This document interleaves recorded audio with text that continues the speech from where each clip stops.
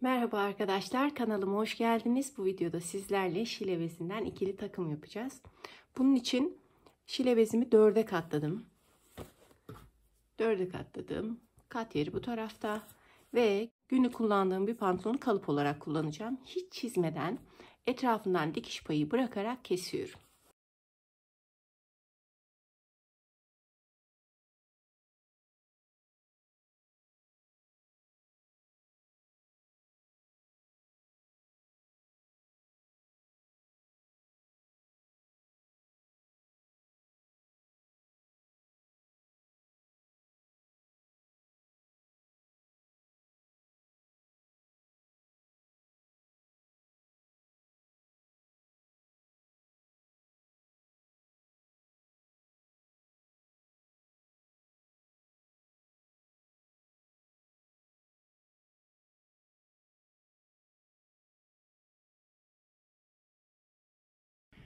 Kalıbımı kaldırıyorum ve iki parçasını ayırıyorum. Bu benim arka parçalarım olacak. Kalan iki parçamı iç bacaktan tıraşlıyorum.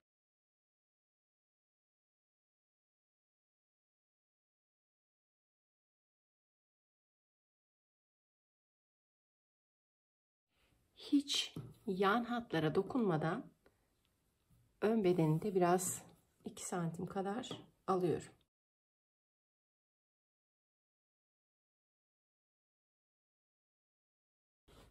Şu yanda kalan parçalarımızdan cep parçaları da çıkaralım arkadaşlar. Şöyle 4'e katlayalım.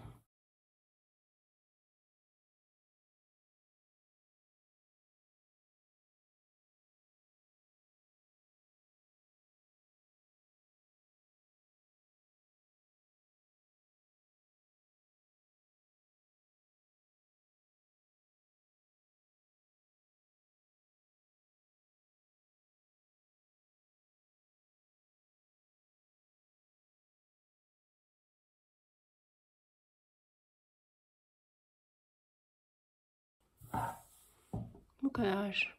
Cebimizde bu kadar yeterli. Cep parçalarımızı da kestik. Şimdi üst bedeni keseceğiz. Günlük kullandığım bir bluzu kalıp olarak kullanıyorum. Kumaşımı 4'e katladım. Kat yeri bu tarafta. Düzgünce serdim. Ve etrafından yalnızca dikiş payı bırakarak kesiyorum.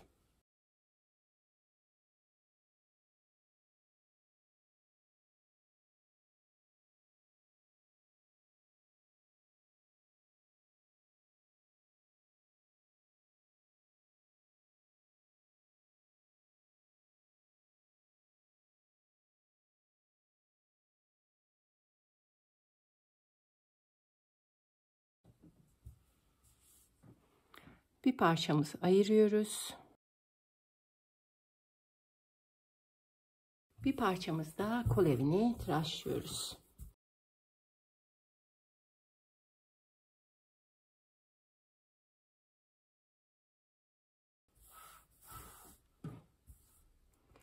Yakamız farklı yaka olacak ama ön parça belli olsun diye yakamızı da şöyle belirlemek için.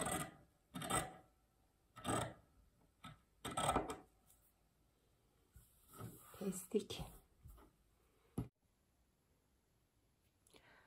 Kol kesimine geldi. Tekrar kumaşımızı 4'e katladık. Kat yeri burada, bu tarafta ve bluzumuzun de kolun üst noktasında şuraya sabitledik.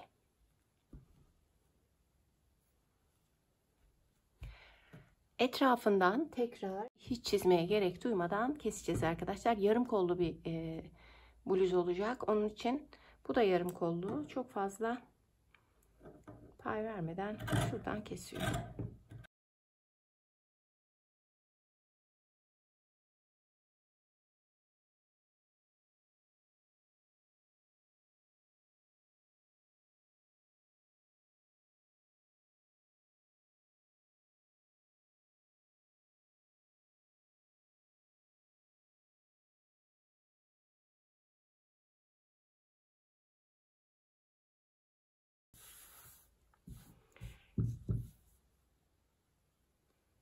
Şimdi düz tarafları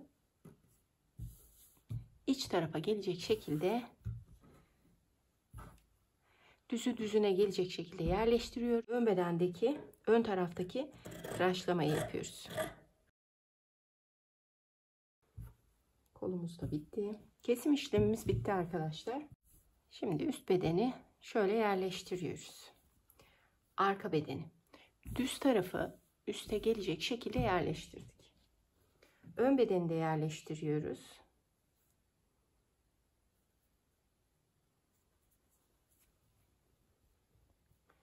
Düzü düzüne gelecek şekilde yerleştiriyoruz. Ve omuz hatlarından dikiyoruz.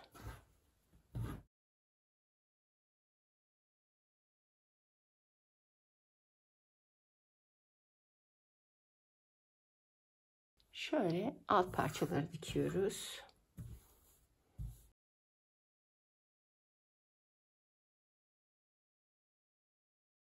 Sonra açıyoruz.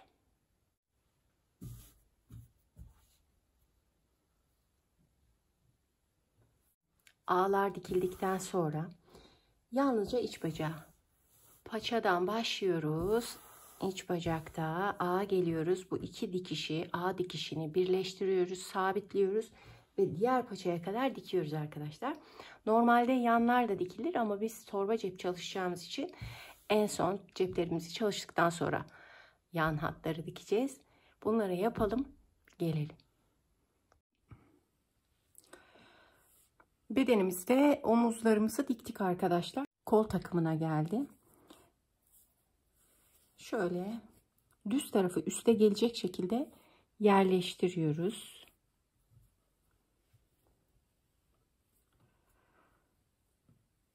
Bakın tıraşladığımız ön parça işaretledik. İkiye katlıyoruz ve kol tepe noktasını buluyoruz. Daha sonra bu kol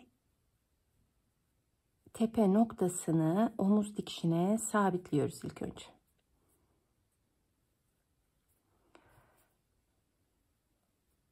Tabii ön beden bu tarafta ve işaretlediğimiz ön beden de bu tarafa denk getiriyoruz. Ve çekiştirmeden şu şekilde çekiştirmeden iğneliyoruz.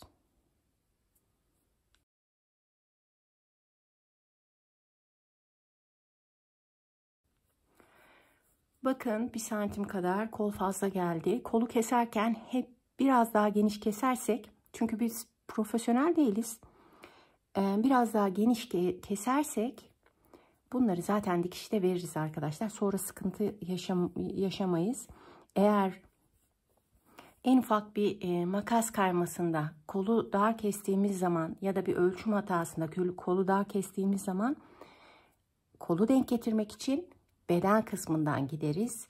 Bu sefer arka arkaya bir sürü problemler, kumaşımız ziyan olabilir. Onun için kendine güvenen arkadaşları kastetmiyorum tabii. Ben o kadar kendime güvenmiyorum.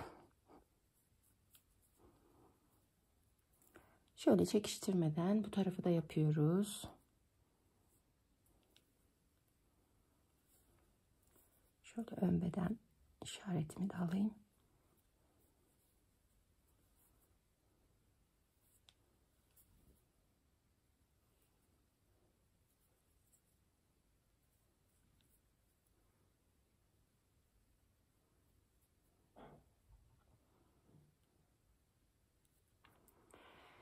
İğnelerimizi taktık.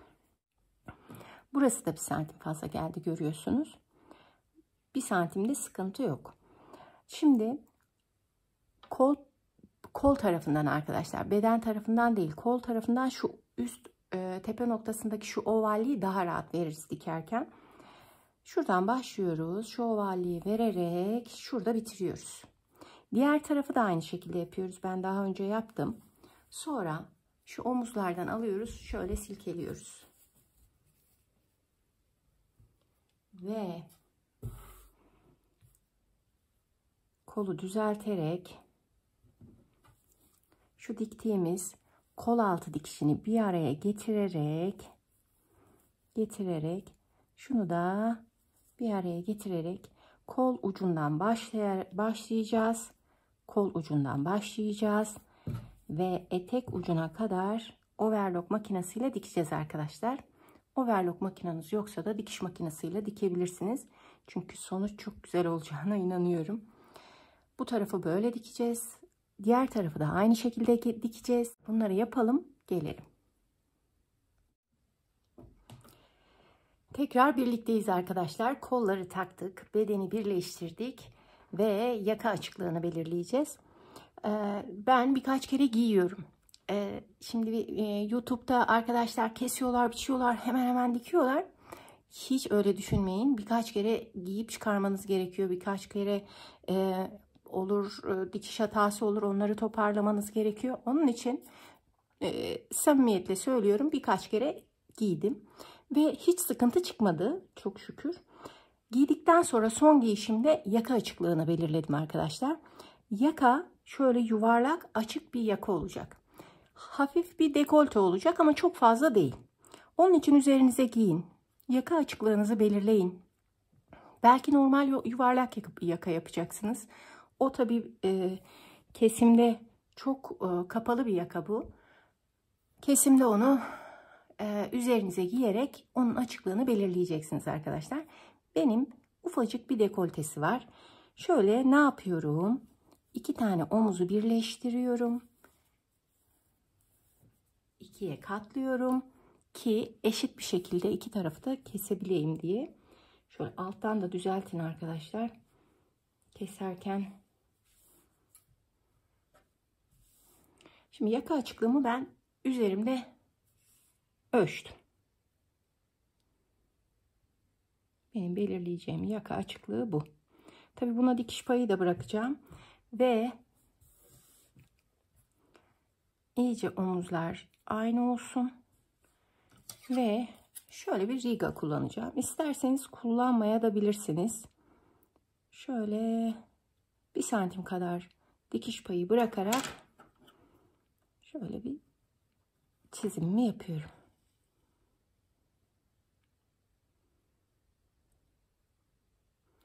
Burası da omuz hattı.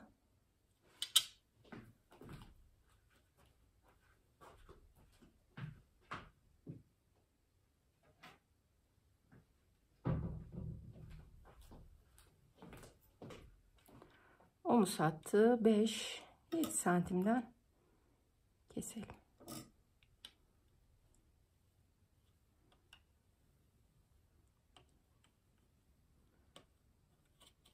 Düzgün de şey yapamadım. Şu en son çizdiğim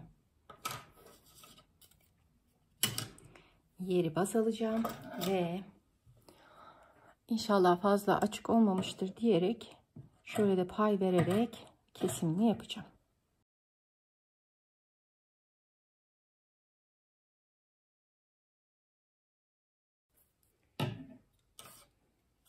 Ve şuradan da şöyle çizimimizi yapalım.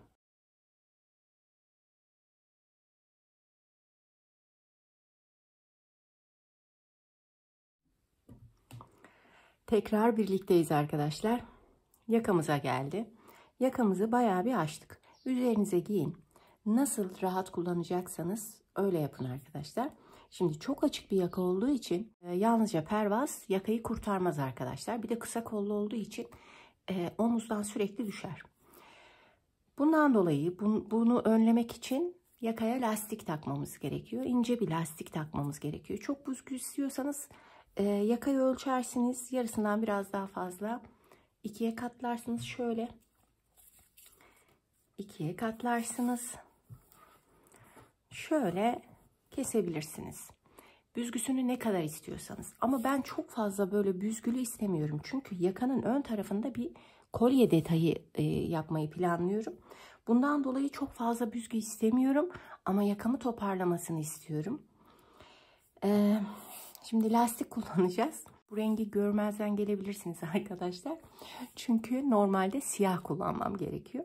Fakat elimde son anda karar verdiğim için, elimde siyah lastik olmadığı için ve ben de çok aceleci olduğum için bu lastiği kullanacağım. Pantolonda da göreceksiniz. Pantolonda da maalesef beyaz ama siz siyah kullanırsanız daha güzel olabilir. Şimdi ne yapacağım? Yakamı kestim. Şöyle arka görüntü temiz olması için her tarafını çepeçevre bir overlock'tan geçireceğim. Sonra çok fazla büzgü olmadığı için 4'e bölmeyeceğim, 2'ye böleceğim arkadaşlar. Bir tarafını buraya, bakın iç tarafa, tam overlock'un bittiği yere, bir tarafını da diğer omuza sabitleyeceğim. Şöyle. Sonra şöyle boydan boya dikeceğim arkadaşlar. Diktikten sonra diktim. Şöyle katlayacağım. Bakın şöyle katlayacağım. Lastiğin tam dibinden tekrar bir dikiş atacağım. Böylelikle yakam da bitmiş olacak. Bunları yapalım. Tekrar buluşalım. Yakamızı bitirdik arkadaşlar. Gayet güzel oldu. İsabetli bir karardı yakaya lastik takmak.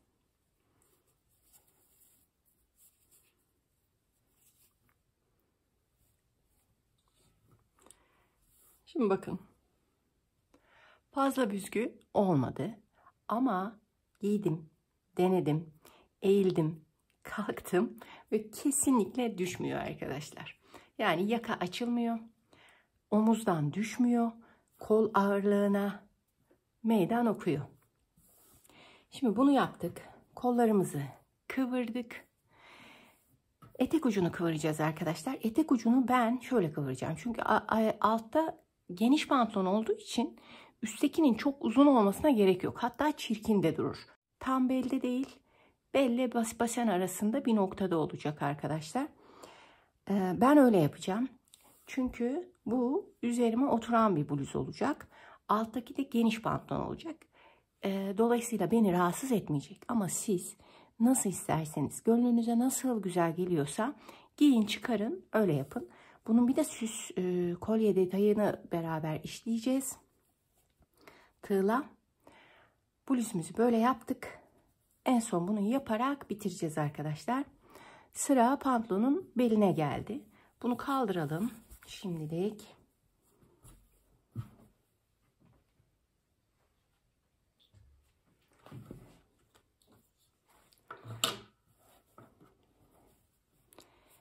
Şimdi bakın, cebimiz de böyle oldu. Ben ilk defa torba cep çalışıyorum arkadaşlar. Cebimiz de bu şekilde oldu.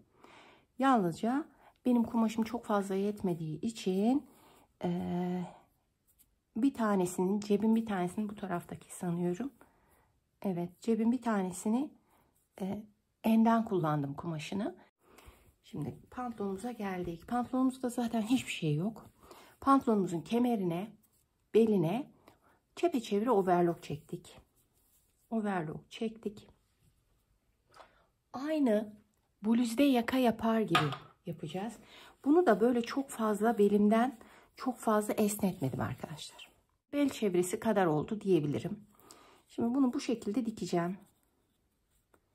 Şu şekilde dikeceğim. Sonra karşı noktasını bulacağım. Sonra iki noktayı birleştirip üçüncü ve dördüncü çeyreklerini bulacağım. Çeyrek oluyordu sanıyorum. Yani üçüncü ve dördüncü. Buldum. Şimdi bunu nasıl yapacağım? Düz tarafındayız. Bakın pantolonun içine şöyle yerleştireceğim. Şimdi bunu buraya,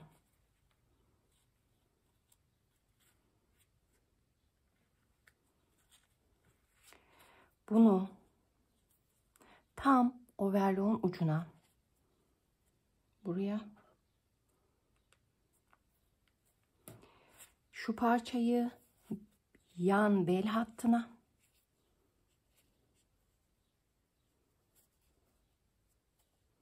size göstermek için yapıyorum.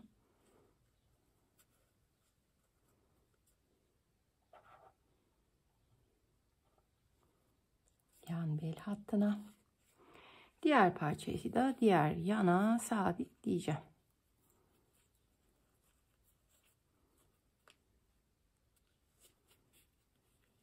Sonra 4'te 1 ölçüde dikeceğim arkadaşlar. Nereden dikeceğim? Tam overlock'un ucundan. Tam lastiğin ucundan dikeceğim. Tabii ilk önce burayı da dikerseniz güzel olur. Rahat olur yani. Aslında dikmeden de olabilir. İlk önce buradan başlarsınız bir zikzak. Ondan sonra tamamdır. 4'te 1 ölçüde dikeceğim. Üst noktadan. Sonra diktikten sonra çepeçevre. Sonra kıvıracağım.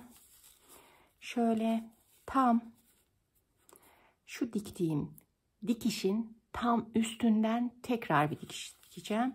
Ve kemerim de bu şekilde olmuş olacak. Sonra tekrar giyeceğim. Boyunu ayarlayacağım pantolonumun. Pantolonumu da şöyle ikiye kıvıracağım. İnce kıvırmayın arkadaşlar. Biraz kalın olsun. Çünkü bunlar kullanıldığı zaman geri dönme olabiliyor. Penyelerde de aynı şekilde. Şöyle şu şekilde 2 santim kadar kıvıracağım arkadaşlar. Ondan sonra ne olacak? Ondan sonra yaka için bir kolye çalışacağız. Onu yakaya sabitleyeceğiz. Bu kolyeyi yapmaktaki amacımız takımımızı biraz hareketlendirmek. Çünkü üst siyah, alt siyah ve takımımıza biraz bohem havası katmak. Bunu da birlikte yapacağız. Bunları yapalım. Kolye için buluşalım arkadaşlar.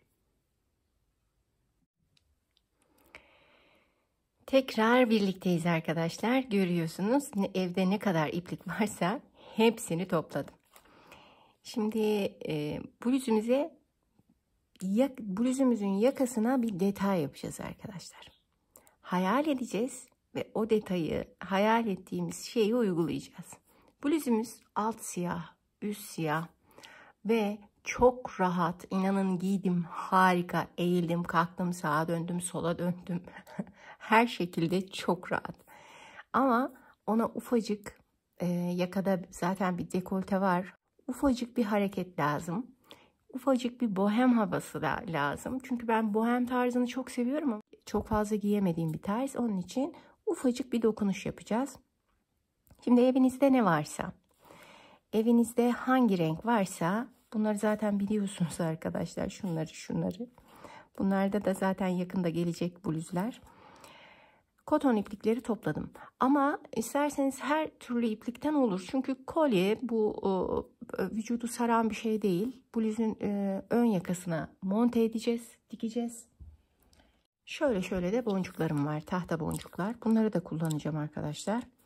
Şimdi bunun için 2,5 numara tığa ihtiyacım var. Tığın eskiliğini görüyorsunuz.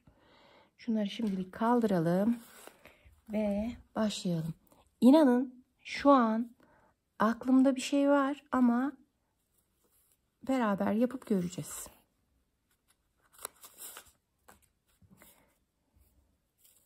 Şimdi ilk önce sihirli halka yapıyoruz.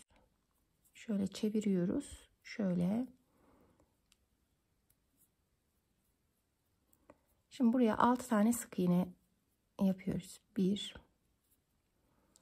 2 3 4 5 ve 6. Sonra şu ipten tutup bunu sıkıyoruz.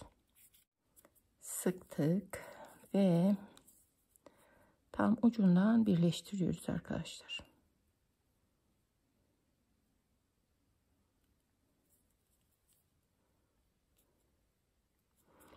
İlmek kaydırma ile birleştirdik. Şimdi bir zincir çektik. Bir tane minik iplik alın arkadaşlar. Sıra başını takip etmemiz için. Şimdi her göze 2 kere batacağız. 6 sık iğnemiz vardı. Burada 12 sık iğne olacak. 1 2 3 4 5 6 7 8 9 10,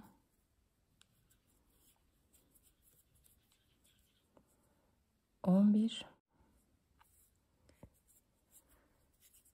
ve 12.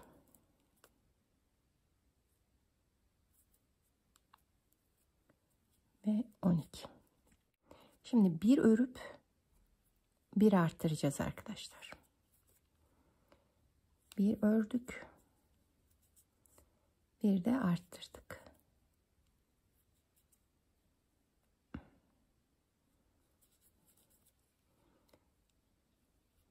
Bir tek batacağız, bir çift batacağız. Burada çift, burada tek, burada çift,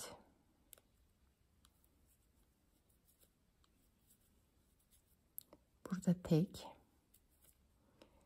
burada çift,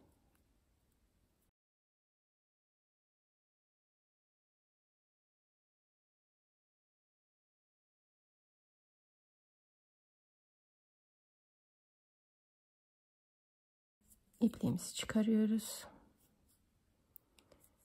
ve ilmek kaydırmayla ipliğimizi kesiyoruz burada.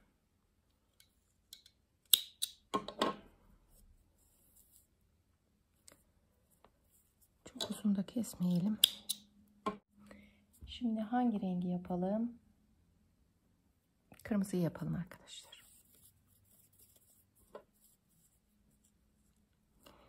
Şimdi bunu da arada temizleyeceğiz. Hem temizleyeceğiz hem yapacağız. Şimdi şuradan başlıyoruz. Bir zincir çekiyoruz. Ve ayracımızı tekrar koyuyoruz. 2 tane tek, bir tane çift yapacağız burada. 1, 2 tek, bir çift.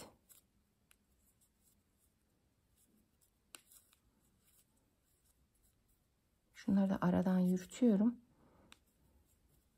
Sonradan temizlemesi zor oluyor. Şöyle yürüttüğüm zaman zaten temizlenmiş oluyor. Bakın arkası da temiz.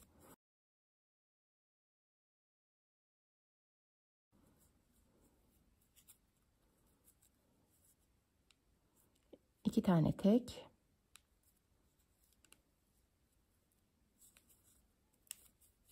Bir tane çift. Yani aynı yere batıyoruz çift dediğim.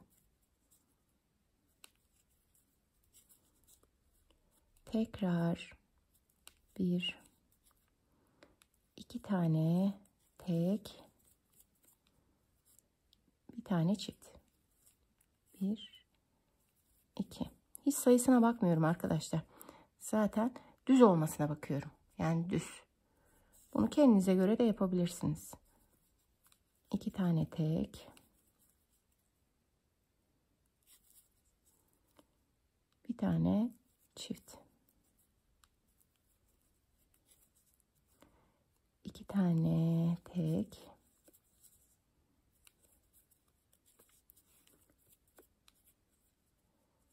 Bir tane çift.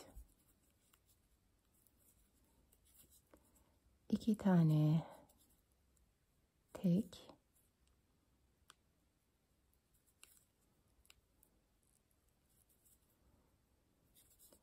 Bir tane çift.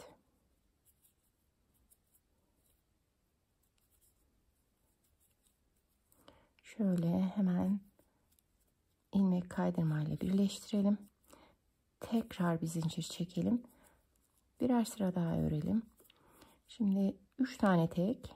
1, 2 ve 3. Bunları da arada temizliyorum bakın. 3. Bir tane çift. 3 tane tek.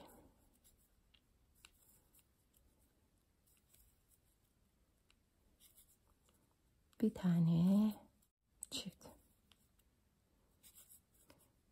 1, 2, 3 tane tek. Bir tane çift. Şimdi bu şekilde devam edeceğiz arkadaşlar. Rengarenk yapacağım. Her şeyden 2 sıra yapacağım. Her renkten elimde kalan. Boncuklar da ekleyeceğim en son. Boncukları eklerken tekrar görüşürüz. Bu şekilde ister her rengin arasına siyah koyun, ister rengarenk gidin siyahla kapatın. Size kalmış. Ben bilmiyorum şu an herhalde renkleri ard arda yapıp en son siyahla yapacağım. Siz nasıl güzel geliyorsa size, ama şu yuvarlaklık bu şekilde olsun. 6 başladık. Ondan sonra her sıraya çift battık. 12 yaptık. Ondan sonra bir tek bir çift yaptık. Ondan sonra 2 tek bir çift yaptık. Şimdi 3 tek bir çift yapıyoruz. Ondan sonraki sırada 4 tek bir çift. Ondan sonraki sırada 5 tek bir çift yaparak bütün renklerimizi bitiriyoruz. Ve çapını daire şeklinde olacak bu. Çapını gönlünüz nasıl isterse rengarenk yapabilirsiniz. İlla bu renkleri yapmanıza da gerek yok. Tek başka bir renkte yapabilirsiniz. Yani siz hayal edeceksiniz. Siz yapacaksınız arkadaşlar. Nasıl gönlünüze güzel geliyorsa, gözünüze hangisi güzel geliyorsa o şekilde yapın. En son yalnızca boncuk detayını birlikte çalışacağız. Bunları yapalım. Tekrar buluşalım. Şimdi şöyle yaptım arkadaşlar. Siyah ipliğime geçtim. Artık son sırayı yapıyorum. Daha fazla da yapılmaz. Ben siyah ipliğe geçmeden önce bu boncukları ilk önce iğneyle taktım ipime. Şimdi bir sıra geçeceğim. Ondan sonra boncuk detayını yapacağım. Şimdi bakın tam yuvarlak olmuyor. Altıgen oluyor arkadaşlar. Neden? Arttırmalarımızı aynı yerde yaparsak ki sayı kaçırmazsanız hani bir ör, 1 arttır, 2 ör, 1 arttır, 3 ör, 1 arttır, 4 ör, 1 arttır falan böyle devam ederseniz bu şekilde altıgen oluşuyor. Amigurumi yapan arkadaşlar bunu gayet iyi bilirler arkadaşlar. Ben de yaptım çünkü.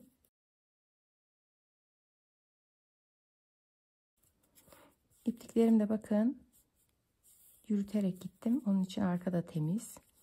Bakın arttırmaya geldim. Burada arttıracağım. Şöyle bir sıra yapalım. Ondan sonra boncukla kolyemizi bitireceğiz arkadaşlar. Şimdi boncuk detaylarımıza geldi. Son sıramızı ördük. Tek sıra yaptık arkadaşlar. Burada şöyle 1, 2, 3, 4 zincir atıyorum. Bir tane boncuğumu alıyorum. Şöyle gevşek bırakıyorum ve kapatıyorum burada. Tekrar 1, 2, 3, 4 zincir atıyorum. Tekrar aynı göze batıyorum. Bakın böyle olacak. Şimdi diğer göze batıyorum.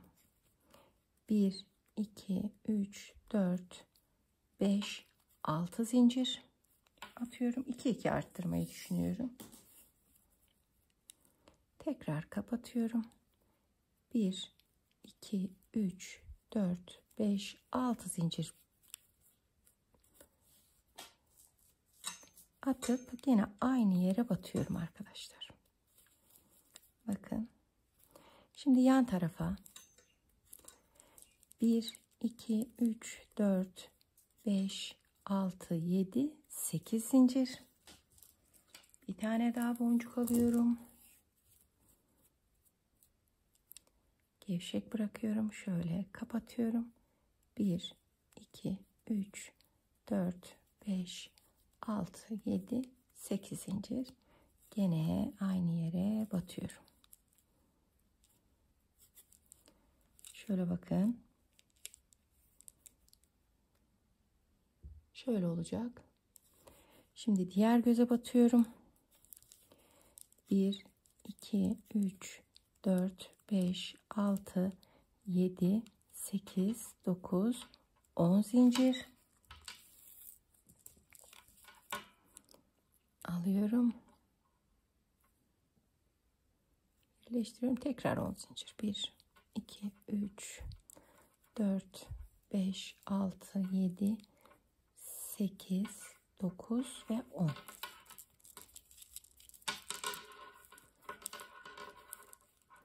Gene aynı yere batıyorum. Yan göze batıyorum. Şimdi 12 zincir. 1, 2, 3, 4, 5, 6, 7, 8, 9, 10, 11, 12. Bir tane daha boncuğumu alıyorum.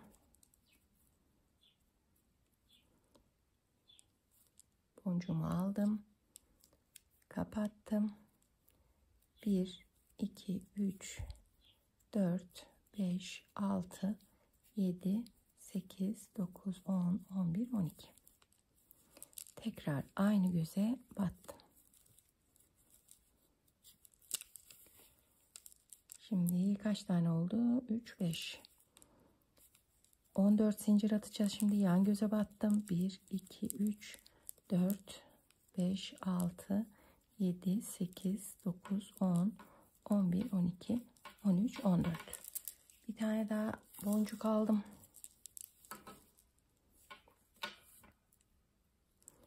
Kapattım. 1, 2, 3, 4, 5, 6, 7, 8, 9, 10, 11, 12, 13 ve 14. Tekrar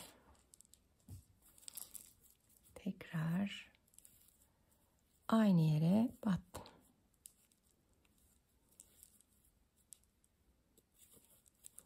Şöyle bakın.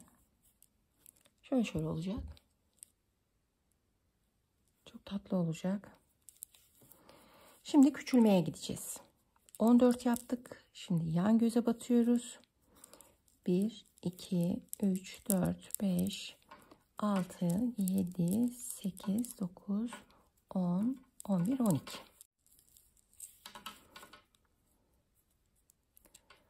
Kapatıyoruz. Tekrar 12 zincir. 1, 2, 3, 4, 5, 6, 7, 8, 9, 10, 11, 12. Tekrar aynı gözüne batıyoruz. Şimdi 10 zincir. Yan tarafa battık. 1, 2, 3, 4, 5, 6, 7, 8, 9, 10. Bir boncuk daha aldım. 1, 2, 3, 4, 5, 6, 7, 8, 9, 10. Tekrar battım. Yan göze battım. Şimdi 8 zincir çekeceğiz. 1, 2, 3, 4, 5, 6, 7, 8. Boncuk aldım. Boncuğumu kapattım. 1, 2, 3, 4, 5, 6, 7, 8. Tekrar aynı göze battım. Yan göze battım. 6 zincir çekeceğiz. 1, 2, 3, 4, 5, 6. Boncuk alacağım. Bakın boncuğumu aldım. Kapatıyorum. 1, 2, 3, 4, 5, 6.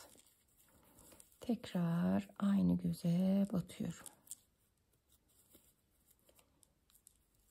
Yan göze batıyorum. 1, 2, 3, 4. Son boncuğumu da alarak 1, 2, 3, 4 bitiriyorum arkadaşlar. Şöyle bir kolyemiz oldu. Bunu da kapatıyoruz şurada ilmek kaydırmayla. Ondan sonra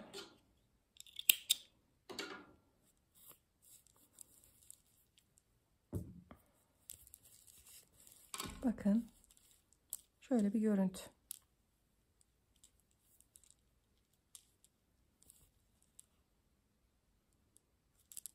Çok da şık oldu.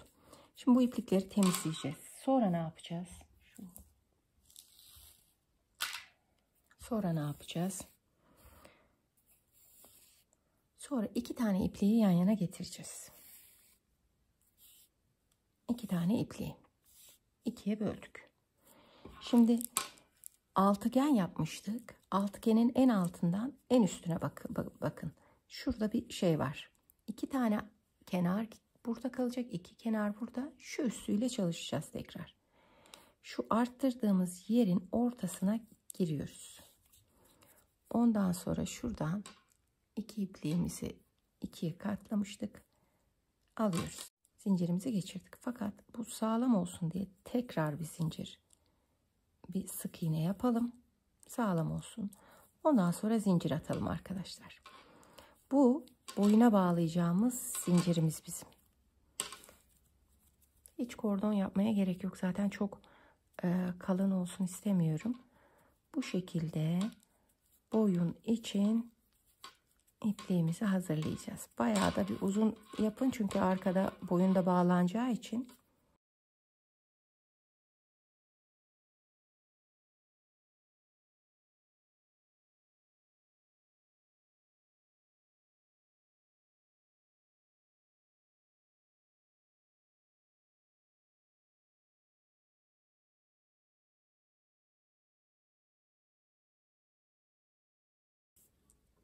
Bu kadar yeterli. Tamamdır. Bunu isterseniz böyle bırakın. İsterseniz bir boncuk takalım buraya.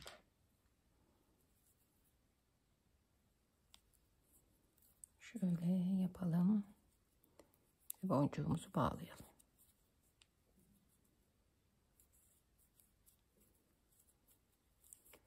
Bakın burası da böyle oldu.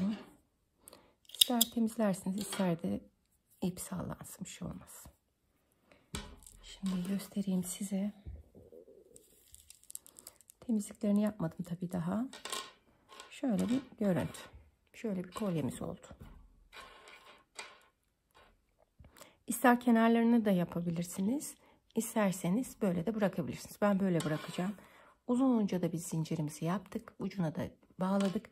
Şimdi şuradan da aynı şekilde, şuradan da tam köşesinden de aynı şekilde alacağız ve zincirimizi yapacağız arkadaşlar. Aynı boyda olsun.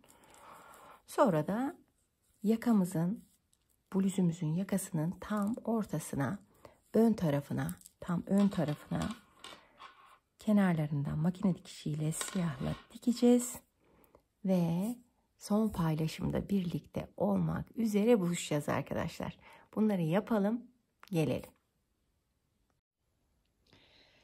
Son paylaşımda birlikteyiz arkadaşlar. Gerçekten heyecanım herhalde sesime yansıyordur. Harika oldu. Hem kolay, hem rahat, hem şık, hem tarz. Her yönden çok rahat ve çok şık oldu arkadaşlar. Üzerime de denedim. Gerçekten her şekilde giyebileceğiniz bir ikili takım oldu. Kolyesini bu şekilde yaptık. Beraber yaptık. Ve şu kenarlardan diktim arkadaşlar. Makine dikişiyle. Arkadan da bağladım. Boncuklarımız da burada.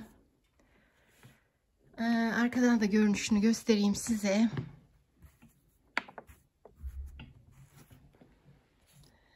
Bu şekilde.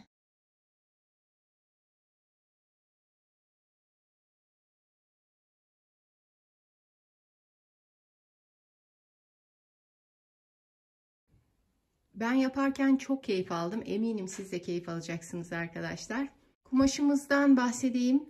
Çünkü eminim soracaksınız. Şile bezi kumaş kullandık tabii ki. Daha önceki videomda söylemiştim. Bu yaz şile bezine doyacağız diye. Ben çok seviyorum bu kumaşları. Bunlardan daha birkaç projede yapmayı düşünüyorum. Ne kadar gitti? Kumaşın eni sizi kurtarıyorsa pantolon için bir pantolon boyu almanız, bir 10 santimde fazla almanız yeterli. Bluz boyu ise omuzun en yüksek yerinden aşağı doğru bluzun olmasını istediğiniz boya doğru ölçüm yaparsınız. Bir de kol boyunu hesap edersiniz. Böylelikle alacağınız kumaşı belirlemiş olursunuz arkadaşlar. Bana ne kadar gitti? Ben 42 bedenim. Bana 1 metre 60 santim yeterli geldi. Siz de ona göre değerlendirirsiniz. Bir beden boyu, pantolon boyu ve bir kol boyu almanız yeterlidir. Çok zayıf arkadaşlar kol boyunu da bedenin yan tarafından da çıkarabilirler. Eğer videomu beğendiyseniz beğenmeyi, eğer videolarımın devamını istiyorsanız abone olmayı unutmayın arkadaşlar. Güzel projelerde görüşmek üzere. Şimdilik hoşça kalın.